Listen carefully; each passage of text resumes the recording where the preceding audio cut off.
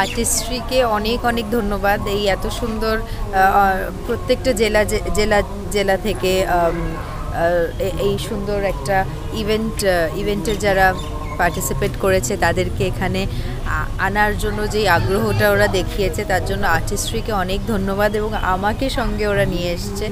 তো thank you so much Subrata দিকে। এবং কাছে ফ্যাশন মানে কি? আমার কাছে ফ্যাশন মানে হচ্ছে তুমি যা ইচ্ছে তাই পড়তে পারো, বাট আগে তোমায় কমফোর্টেবল হতে হবে, তবে গিয়েই লোকে তোমায় কমপ্লিমেন্ট করবে। কমফোর্টেবল কোন ধরনের? আমি টি শার্ট আর পাজামায় কমফোর্টেবল। মানে হ্যাঁ, আমার না একটু বিশাল কিছু না হলেও আমার একটু মানে ধরো একটা বেরোনোর আগে অন্তত একটা মিনিমাম ম্যাচিং আমি করি, এটা আমার হ্যাবিট। যে ধরো ঠিক আছে আজকে কীরকম ওয়েদার, আজকে ঠান্ডা, খুব ঠান্ডা না খুব গরম, কী পারপাসে আমি যাচ্ছি। তো আমার মনে হয় মানে এটা আমার ধারণা, আমি যেভাবে ড্রেসিং করি সেটা হচ্ছে যে যেই পারপাসে আমি যাচ্ছি বা যেই ইভেন্টে যাচ্ছি সেই অনুযায়ী নিজেকে সাজিয়ে তোলা, এবং সেই অনুযায়ী আমি লুকটা ভাবি নিজের জন্য। তুমি কি মনে করো যে এই ইন্ডাস্ট্রির জন্য গ্ল্যামারাস হওয়াটা কতটা দরকার? অফকোর্স দরকার। প্রত্যেকটা জিনিস সামনের থেকে যেরকম দেখতে সুন্দর হয় তখন সেটা দেখে আমরা তার প্রতি অ্যাট্রাক্টেড হই। সেরকম শুধু যে গ্ল্যামারাস হওয়াটাই ইম্পর্ট্যান্ট সেটা নয়, তুমি যে ফিল্ডে কাজ করছো সেই ফিল্ডে কাজ করার জন্য যে ট্যালেন্টটা তোমার দরকার এবং যে পরিশ্রমটা করার দরকার সেখান থেকে আরও অ্যাচিভ করার জন্য আমার মনে হয় যে সেটাও খুব ইম্পর্ট্যান্ট সাইমালটেনিয়াসলি। অ্যান্ড হ্যাঁ, এই গ্ল্যামার বিষয়টা আমাদের ইন্ডাস্ট্রিতে, আমাদের প্রফেশনে, মডেলিং বলো, অ্যাক্টিং বলো, এন্টারটেনমেন্টে খুব ইম্পর্ট্যান্ট, বিকজ দর্শক দেখতে ভালোবাসে, দেখতে কি ভালো লাগছে সেটা তো অবভিয়াসলি ভালোবাসে, কিন্তু ওই যে বললাম তার সাথে সাথে যেটা আমাকে দিতে হবে দর্শককে সেটাও সেম পরিমাণে ইম্পর্ট্যান্ট। এবং তার সাথে সাথে যদি বলি যে সৃজনীদির কাছে ফ্যাশনের মানে কি?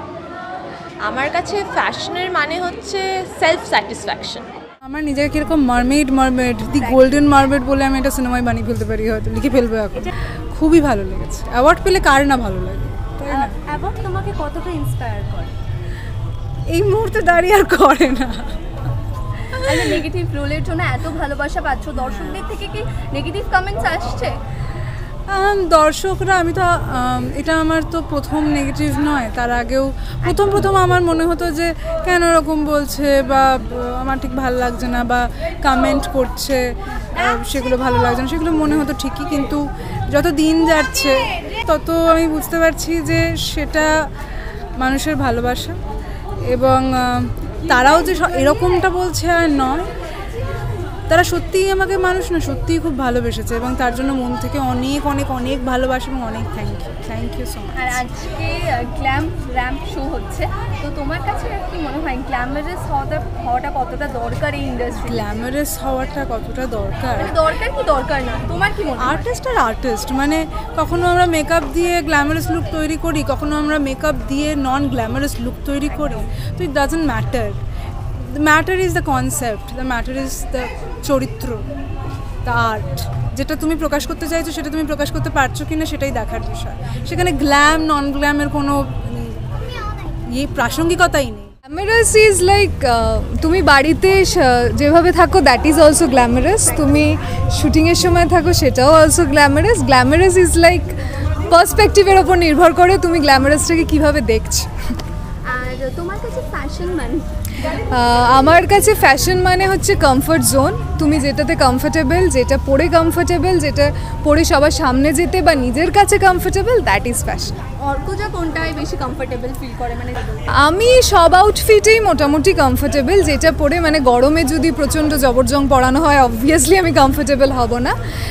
মানে যখন যেই মুডে থাকি সেটা শাড়ি হতে পারে, ড্রেস হতে পারে, গাউন হতে পারে, বিকিনি হতে পারে, everything is like my comfort zone. আমার যেমন মনে হয় গ্ল্যামারাস হওয়াটাও ইম্পর্টেন্ট, মানে 50%, আর 50%টা তোমার ট্যালেন্টটা খুব ইম্পর্টেন্ট, কেননা তোমার গ্ল্যামার কিংবা একটা বয়সের পরে তো সেটা শেষ হবে, তারপরে কি হোয়াট নেক্সট, তোমার কি কাজ করবে তখন তুমি তো দেখতে সুন্দর নেই, একটা বয়স অবধি ইয়াং সুন্দর লাগে, খুব টেনে টুনে 40 অবধি মেয়েদের সুন্দর দেখতে লাগে, আরও মেনটেন করলে হয় আরও 5 বছর, কিন্তু তারপরে এবং যত মানে ইয়াং এজ থেকে যখন 20sটা তুমি ক্রস করবে না তখন তারপর থেকে তোমার অ্যাক্ট্রেস দরকার হয়, মানে ভালো অভিনেত্রী। তো আমার মনে হয় অবভিয়াসলি একটা মানে আমি নিজে মডেলিং ব্যাকগ্রাউন্ড থেকে এসেছি, সো একটা গ্রুমিং খুব ভালো হয়, যেটা মডেলিং কিংবা গ্ল্যাম ইন্ডাস্ট্রিতে যেটা গ্রুমিংটা খুব ইম্পর্টেন্ট। কিন্তু তার সাথে সাথে ভুলে গেলে চলবে না আমরা কি মানে কি মাধ্যমে অভিনয় করতে এসেছি। আমরা আজকে যদি টেলিভিশনে অভিনয় করতে আসি কিংবা সিনেমায় অভিনয়, ওয়েব সিরিজে অভিনয়, তো অভিনয় করতে গেলে অভিনয়টাকে আমাদের আরও সিরিয়াসলি নাও। এর থেকে জানি, তাই জন্য আর সবার সামনে অভিনয় করছি না। নেগেটিভ রোলের জন্য আমায় দেওয়া হচ্ছে মিঠি ঝোড়ার জন্য। মিঠি ঝোড়া আমি জাস্ট জয়েন করেছি, তারপরেই দর্শকদের জন্যই, আপনাদের ভালোবাসার জন্যই এই অ্যাওয়ার্ডটা পাওয়া। আমি একটু বাদেই পাবো, আমার হাতে আসবে। তার আগেই আপনাদের কাছে আমি বলতে চাই, আপনারা ভালোবেসেছেন, আপনারা মিঠি ঝোড়া দেখছেন। আগামী দিনে আরও অনেক চমক থাকবে, আমার আরও অনেক বদমাইশি থাকবে, তাই ওইগুলো একটু সহ্য করে নেবেন। আর আমি চেষ্টা করব আগামী দিনেও আপনাদের এন্টারটেন করা। খাচ্ছ মানে প্রতিক্রিয়া আসছে, নেগেটিভ কমেন্ট আসছে? দেখো, সত্যি কথা বলতে আমি তো পজিটিভ রোল দিয়ে শুরু করেছি, এত পজিটিভ করতাম। শুরুতে যখন নেগেটিভ রোল করতে শুরু করেছি, মেসেঞ্জারে বলো বা সামনে দেখা হলে দর্শক বন্ধুরা সারাক্ষণ আমার এটাই বলে, আপনি কেন নেগেটিভ রোল করেন, আমরা ভালোবাসি না আপনি নেগেটিভ রোল করলে। আমার মাও পছন্দ করে না, সত্যি কথা বলছি। কিন্তু কিছু করার নেই, আমিও শুরু দিকে করতে চাইতাম না, কিন্তু একটা কৃষ্ণকলি থেকে ওই যে শুরু হয়েছে আমার নেগেটিভ রোল। আপনারা এত পছন্দ করেছেন আমার বদমাইশি, তারপরে চ্যানেল বলুন, প্রডিউসার বলুন, ডিরেক্টর বলুন, আমায় নেগেটিভ রোলই অফার করে, আমি নেগেটিভ রোলই করি।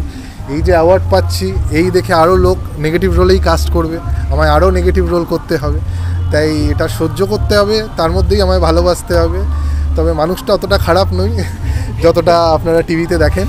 আমি আপনাদের এটাই বলবো, আমি যেটা টেলিভিশনে করি আপনারা প্লিজ ওটা নিজের জীবনে করবেন না। প্রথমত বলি, এটা আর্টিস্ট এন্টারপ্রাইজের অনুষ্ঠান, যেটা পুরোটাই আজকে অনুষ্ঠানটা অর্গানাইজ করেছে আর্টিস্ট এন্টারপ্রাইজ এবং তার কর্ণধার সুব্রতা দি। তো সুব্রতা দি এই মুহূর্তে প্রচণ্ডই ব্যস্ত এবং তোমরা দেখেছই যে দিদি কীভাবে অনুষ্ঠানটা একার হাতে সামলাচ্ছে। তো আমরা তার সহযোগী।